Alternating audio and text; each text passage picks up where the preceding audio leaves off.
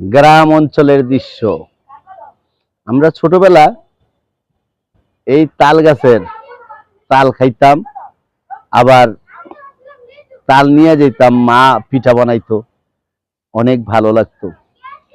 সেই দিনগুলি কি আর আছে? দেখেন, সেই দিনগুলি আর আছে? সেই দৃশ্যগুলি নাই। সেই তাল গাছ, কত সৌন্দর্য তাল গাছ, দেখছেন? আপনাদেরকে দেখাই, অনেক সুন্দর লাগতেছে। তাল গাছের নিচে অনেকটা সুন্দর লাগে, দেখছেন কত সুন্দর। তাল গাছের নিচে আমরা আছি, কিন্তু অতীত ভোলা যাবে না। গ্রামের এই তাল গাছ, খেজুর গাছ, এগুলা যদি আমরা মনে করি না, এগুলা যদি আমাদের মনে না রাখি, তাহলে একদিন হারিয়ে যাবে এটা।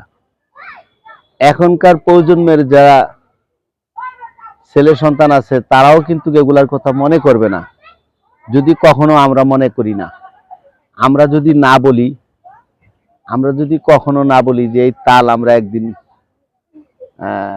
রস খাইতাম, বা এই তাল আমরা একদিন ব্যবহার করতাম, এই তালের পিঠা আমাদের মা আমাদেরকে খাওয়াইতো, বাবা আইনা দিত, মা খাওয়াইতো। সেই তালের অদৃষ্ট দৃশ্যগুলা অনেক ভালো লাগে। সেটা আসলে আমরা না দেখলে আপনারা বুঝতে পারবেন না। দেখছেন, অনেক কিছু লাগতেছে, অনেক সুন্দর লাগতেছে। তালের পিঠা কে খান নাই? তালের পিঠা কে ভালোবাসেন নাই? অবশ্যই বলবেন। তালের পিঠা সবাই ভালোবাসা দিবেন, এবং তালের পিঠা কে খাইছেন, কে পছন্দ করেন, অবশ্যই বলবেন। আর আমি তো আলহামদুলিল্লাহ তালের পিঠা অনেক খাইছি। মায়ের হাতের তালের পিঠা খুবই ভালো, অনেক ভালো লাগে, খুব স্বাদ।